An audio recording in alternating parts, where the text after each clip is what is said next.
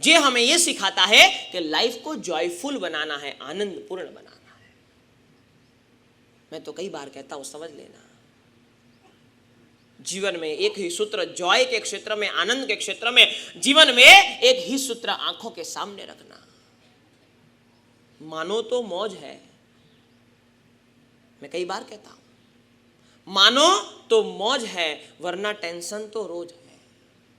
सुबह शाम टेंशन तो है ही हमारे सामने। जैसे यहां से बाहर निकलेंगे 1000 टेंशन आपके सामने खड़े रह जाएंगे, लेकिन मैं आपसे कहना चाहता हूं, जीवन में ये सूत्र बराबर समझ लेना, मानो तो मौज है, वरना टेंशन तो रोज है। जीवन को आनंदपूर्ण बनाना है। और इसलिए शास्त्रकार भगवद्गीता ने कहा कि जे हमें यह सिखाता है जॉयफुल लाइफ, जॉयफुलनेस, हमारे पास आनंद की ताकत होनी चाहिए। और इसलिए जे शब्द हमें क्या सिखाता है उसकी बात आज हमें करनी है।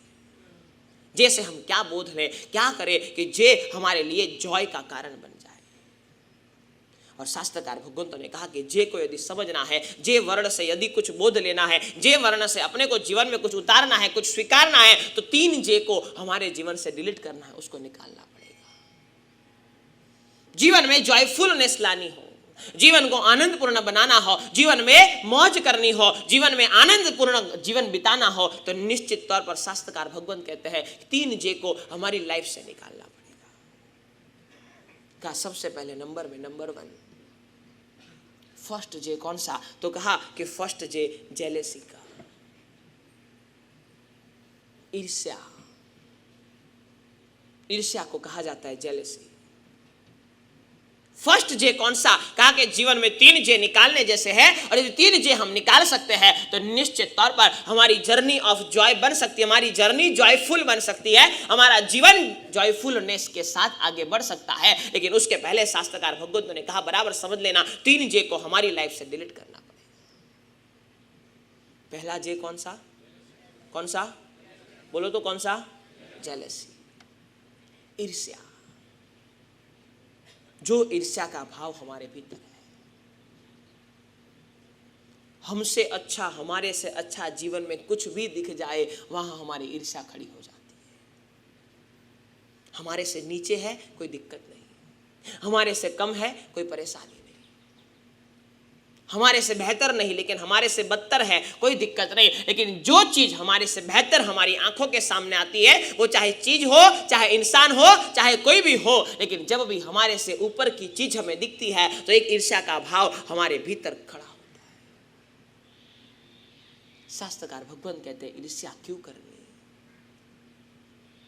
ईर्ष्या करके आपको मिलेगा क्या? सच कहना, कोई स्त्री स्वरूपवान है, रूपवती है, आपके पास शायद उतना रूप नहीं है, आप उनकी ईर्ष्या करोगे, लेकिन ईर्ष्या करके आपको मिलना क्या है? आप स्वरूपवान बन जाओगे? नहीं बन पाओगे।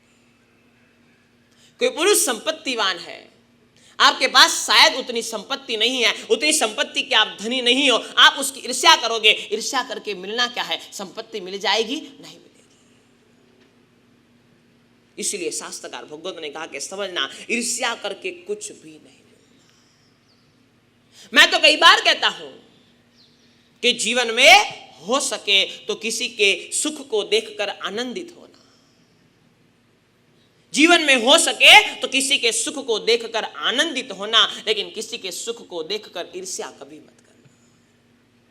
हम जीवन में किसी के भी सुख को देखते हैं तो आनंदित नहीं होते हैं, ईर्ष्या करने लग जाते हैं। जेलसी का भाव हमारे भीतर जगता है कि नहीं, इतना इसके पास कैसे आया, कहां से आया, इतना कैसे हासिल कर लिया, इतना कैसे प्राप्त कर लिया, इतना कैसे मिल गया। यही भाव, यही विचारधारा हमारे मन में चलती रहती है। लेकिन मैं आपसे कहना चाहता हूं कि जीवन में समझ लीजिएगा, किसी के सुख को देखकर आनंदित हो सको तो जरूर होना, लेकिन किसी के सुख को देखकर ईर्ष्या भीतर में पैदा होती हो तो खुद को बदलने की कोशिश करना, क्योंकि ईर्ष्या करके हमको कुछ नहीं मिलता, कुछ हासिल नहीं होता, कुछ प्राप्त नहीं होता। जितनी ईर्ष्या का भाव हमारे भीतर जगता जाएगा उतना खुद को ही हम नुकसान पहुंचाएंगे, समझ लेना। जिस तरह से क्रोध खुद को जलाता है, इसी तरह से ईर्ष्या भी खुद को जलाती है, दूसरे का कोई नुकसान नहीं। सच कहना, आप किसी की ईर्ष्या करते हो, किसी के प्रति दुर्भाव लाते हो, किसी के प्रति गलत भाव पैदा करते हो, उसमें दूसरे का क्या जाता है? क्या जाता है? आप किसी अच्छे इंसान की ईर्ष्या कर लो, किसी संपत्तिवान की ईर्ष्या कर लो, किसी रूपवान की ईर्ष्या कर लो, दूसरे का क्या जाता है? कुछ नहीं जाता। ज्यादातर संसार में देखा जाता है, ज्यादातर ये अनुभव किया जाता है कि पुरुषों को संपत्ति की ईर्ष्या बहुत होती है और स्त्रियों को रूप की ईर्ष्या बहुत होती है। ये संसार की वास्तविकता है। पुरुष जब दूसरे की संपत्ति ज्यादा देखता है तो अपने आप को ईर्ष्या करने से नहीं रोक पाता, और स्त्री जब दूसरे से अपने से ज्यादा दूसरे का रूप देखती है तो अपने आप को नहीं रोक पाती। लेकिन शास्त्रकार भगवान कहते हैं कि समझ लेना, जीवन में ईर्ष्या करके आपको मिलना कुछ नहीं है, गंवाना बहुत कुछ है। आपका समय जाएगा, आपका दिल जलेगा, भीतर से जलते रहोगे, हमेशा आपके मन में वो विचार चलते रहेंगे, वो दुर्भाव आपके भीतर कहीं ना कहीं गलत कर्मों का बंद करवाएगा और वही दुर्भाव आपको दुर्गति तक खींच कर ले जाएगा। इसीलिए कहा शास्त्रकार भगवंतों ने, किसी का सुख देखकर आनंदित हो सको तो जरूर होना, लेकिन ईर्ष्या तो कभी मत करना। क्यों करें आप? जीवन में ऐसा कुछ करें जहां से कुछ हासिल होता हो, जहां से कुछ मिलता हो। जीवन में ऐसा कुछ करे जहां से कुछ प्राप्त होता हो, जहां से कुछ हासिल होता हो, जहां हमारा समय लगाए, हमारी शक्ति लगाए, हमारे विचार लगाए, कुछ मिलने वाला हो, वहां तो ठीक है। लेकिन जहां कुछ भी न मिलने वाला हो, वहां हम क्यों हमारा टाइम वेस्ट करें, क्यों हमारी शक्ति व्यर्थ गंवाए? इसीलिए मैं आपसे कहना चाहता हूं, जेलसी से बचो, ईर्ष्या से बचो। और दूसरा एंगल, यदि आपको पता चले कि कोई व्यक्ति आपकी ईर्ष्या कर रहा है, पहला एंगल तो हमें खुद को नहीं करनी, दूसरे किसी की ईर्ष्या नहीं करनी। दूसरा एंगल, आपको पता चले कोई व्यक्ति आपकी ईर्ष्या कर रहा है, फिर भी आपके मन में उसके भीतर दुर्भाव खड़ा नहीं होना चाहिए। हमारे यहाँ गुजराती में बहुत अच्छा स्लोगन है, बहुत अच्छा सूत्र है, ईर्ष्याळु ने शू कहिए આપણે? ईर्ष्याळु ने, जो हमारी ईर्ष्या करता है उसके लिए भी हमारे भीतर से अच्छे भाव निकलने चाहिए, अच्छे भाव बहने चाहिए, अच्छे भाव प्रकट होने चाहिए। इसलिए हमारे यहाँ सीखा गया कि जो हमारा ईर्ष्या करे उसको भी हम आशीर्वाद देते हैं। कई जगह लिखा हुआ आपको मिल जाएगा, ईर्ष्याळु ने आशीर्वाद। हमें किसी की ईर्ष्या नहीं करनी, और कोई हमारी करता है तो इसके लिए दुर्भाव भी हमारे भीतर पैदा नहीं करना। यदि हमारे जीवन को आनंदपूर्ण बनाना है, क्योंकि हम भी यदि ऐसा ही करने लग जाए तो हमारे में और उसमें कोई डिफरेंट नहीं रह जाए। शास्त्रकार भगवत कहते हैं कि समझ लेना, जर्नी ऑफ जॉय, जीवन में यदि आपको जॉयफुलनेस प्रकट करनी हो, जॉयफुलनेस लानी हो, तो निश्चित तौर पर 3 जे को आपके जीवन से डिलीट करना पड़ेगा, आपके जीवन से निकालना पड़ेगा। Number 1 jealousy, number 2 judgement. बहुत अच्छा शब्द है। हमारी बड़ी खराब आदत है, हम किसी को भी जज कर लेते हैं। आप 1 मिनट में जज कर लोगे आदमी अच्छा है कि बुरा है। किसी के एक कर्तव्य को देखकर, किसी के एक कृत्य को देखकर, किसी के एक कर्म को देखकर आप जजमेंट ले लेते हो, आप जज कर लेते हो, ये अच्छा है या बुरा है। शास्त्रकार भगवान कहते बराबर समझना, तेरे पास कोई पूर्ण ज्ञान की उपलब्धि नहीं है। तुझे अभी तक तो यही नहीं पता है कि तू अच्छा है कि बुरा है। हमारे लिए तो यही बड़ा कंफ्यूजन है। हमारी लाइफ में सबसे बड़ा कंफ्यूजन यह है कि हम अच्छे हैं या हम बुरे हैं, ये हम नहीं जानते। लेकिन दूसरों को जज करने में हम बड़े माहिर हैं, बड़े उत्सुक होते हैं, हमें बड़ा आनंद आता है। 1 सेकंड में हम जजमेंट ले लेते हैं, ये अच्छा है ये बुरा है, इसने ऐसा किया इसलिए अच्छा हो गया, इसने ऐसा किया इसलिए बुरा हो गया। मैं आपको कहना चाहता हूं, जीवन में समझना, कभी किसी को जज मत करना। हम संसार के चौराहे पर बैठकर जज बनने का काम करते हैं, हमें बड़ा आनंद आता है। किसी कोई हमें पूछने आए, हम 1 मिनट में सुना देते हैं, नहीं ये बराबर है ये गलत है। हमारे पास कौन सी ऐसी ताकत है, हमारे पास कौन सी ऐसी शक्ति है कि हम किसी को जज करें? हमारे पास पूरा ज्ञान नहीं है, हमारे पास पूरी समझ नहीं है, हमारे पास जीवन में कुछ न कुछ अभी तक प्राप्त हुआ नहीं है। अरे केवल ज्ञान तो बहुत दूर की बात है, सम्यक ज्ञान भी हमारे पास है या नहीं, ये बहुत बड़ा सवाल है। हम कैसे किसी को जज कर सकते हैं? बराबर समझ लेना, जीवन में चाहे कुछ भी हो जाए, लेकिन जीवन में किसी को भी जज मत करना। चाहे आपको पूछा जाए, आपके सामने क्वेश्चन मार्क खड़ा कर जाए, लेकिन जीवन में किसी को जज नहीं करना, हम नहीं जज कर सकते। और हमारे यहाँ तो नीतिकारों ने लिखा है कि जब तक किसी का भी इन एंड आउट आपको पता ना हो, तब तक किसी को जज नहीं कर सकते। बाह्य क्रियाओं को देखकर हम बड़ा जज कर लेते हैं, बाह्य आचारों को देखकर हम बड़ा जज कर लेते हैं, किसी की बाह्य जीवन को देखकर हम बड़ा जज कर लेते हैं। इसलिए मैं आपसे कहना चाहता हूं, जजमेंट से बचो, जज नहीं बनना। हम अपने जीवन को जज करें, ठीक है, वहां तक बराबर है।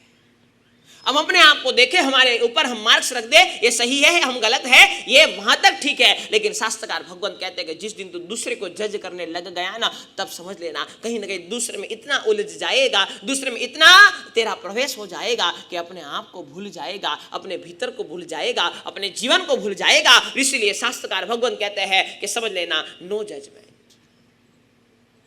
हम बड़ा बाहरी जीवन जीते हैं। हमारी दिक्कत यह है,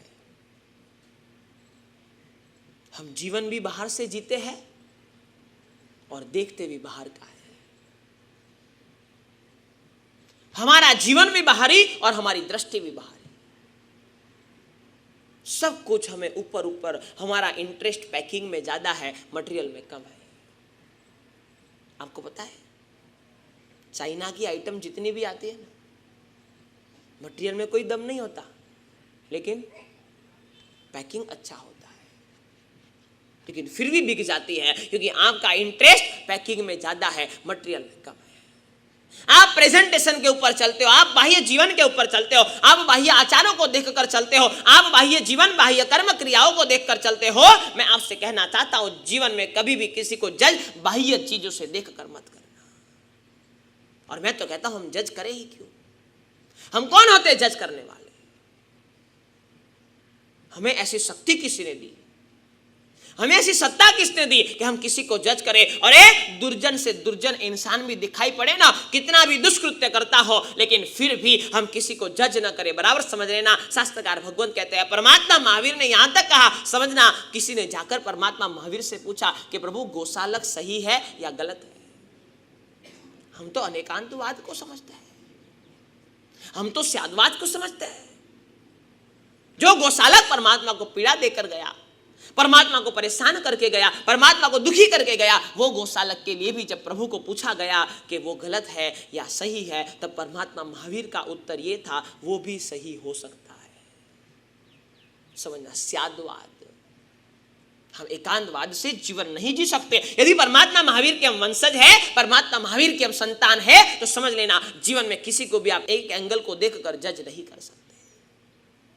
जब तक किसी का इन एंड आउट आपको पता ना हो, और जीवन में खुद का भी हमें इन एंड आउट पता नहीं है, हम दूसरों का कैसे पता लगाएंगे? व्यक्ति भीतर से क्या सोचता है, उसकी मजबूरी क्या है, उसकी विचारधारा क्या है, उसकी मानसिकता क्या है, उसके जीवन में सहयोग कैसे है, उसकी तकलीफ क्या है, उसकी परेशानी क्या है, हम नहीं देखते। और बाह्य आचारों को देखकर हम आदमी को जज कर लेते हैं, ये सही है, ये गलत है। मैं आपको कहता हूं कि जीवन में जजमेंट से हमेशा दूर रहना, क्योंकि हम जितना जज करते जाएंगे उतना दूसरे में प्रवेश करते जाएंगे, और जितना दूसरे में प्रवेश करते जाएंगे उतना खुद को भूलते जाएंगे। धर्म कहता है कि खुद में प्रवेश कर, दूसरे में मत कर।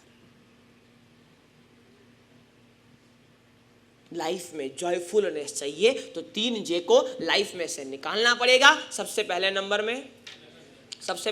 में जेलेसी, नंबर 2 जजमेंट, एंड तीसरा जे है जंप यानी कूदना। कहते कि ये संसार में भागते भागते हमें जंप की बहुत आदत है। सीढ़ियां जब भी चली जाती है तो स्टेप बाय स्टेप चली जाती है। धर्म के क्षेत्र में जंप नहीं हो सकता। यहां तुझे तलहटी से शुरू करके एक से एक सीढ़ियों को चढ़ते चढ़ते ही ऊपर तक पहुंचना पड़ेगा। यहां कोई ऐसा शॉर्टकट नहीं है, कोई ऐसा जंप नहीं है जो तुझे सीधा पहुंचा देगा। अनेक भवों तक यात्रा करनी पड़ेगी, जागृत होना पड़ेगा, जीवन में कष्टों को सहन करना पड़ेगा। कहीं ना कहीं हम ये सोचे कि बिना कुछ किए हमें कुछ मिल जाए, कभी संभव नहीं होगा।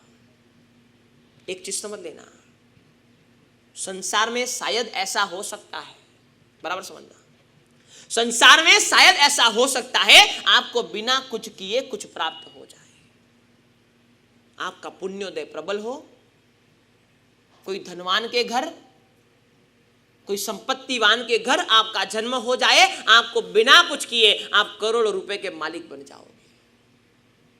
अनायास धन लाभ हो जाता है, अनायास परिवार का लाभ हो जाता है, अनायास लाभ संसार में हो सकते हैं। बराबर समझ लेना, संसार में यह संभव हो सकता है कि बिना कुछ किए आपको कुछ प्राप्त हो जाए, लेकिन धर्म के क्षेत्र में कभी यह संभव नहीं है कि बिना कुछ किए आपको कुछ मिल जाए। यहां तो कुछ करना पड़ेगा, स्टेप बाय स्टेप जाना पड़ेगा, धीरे धीरे सीढ़ियों पे चढ़ना पड़ेगा, धीरे धीरे आगे बढ़ना पड़ेगा। कष्ट भी आपको सहन करने पड़ेंगे, तकलीफ भी आपको झेलनी पड़ेगी, परेशानी भी आपको स्वीकार करनी पड़ेगी, शरीर को कष्ट भी आपको देना पड़ेगा। हर एंगल से जब भी परेशानी आएगी आपको डट कर खड़ा रहना पड़ेगा। सब कुछ आपको करना पड़ेगा, आपके बदले और कोई नहीं कर सकता। जो करना आपको करना, यदि प्राप्ति आपको चाहिए तो पुरुषार्थ भी आपको ही करना पड़ेगा। और कोई पुरुषार्थ करे और किसी को प्राप्ति हो, यह हमारा जैन धर्म स्वीकार नहीं करता। इसीलिए 3 जे से बचो। यदि जीवन में जॉयफुलनेस चाहिए तो निश्चित तौर पर 3 जे से बचना पड़ेगा। सबसे पहले नंबर में, नंबर 2 एंड नंबर 3, ये 3 जे से बचे तो निश्चित तौर पर हमारा जीवन आनंदपूर्ण हो सकता है। प्रेम, भक्ति, आराधना, प्रवचन के अद्भुत संगम से जुड़ने के लिए सब्सक्राइब करें गुरु प्रेम मिशन की YouTube चैनल को और ताज़ा अपडेट के लिए बेल आइकन पर क्लिक करना ना भूलें।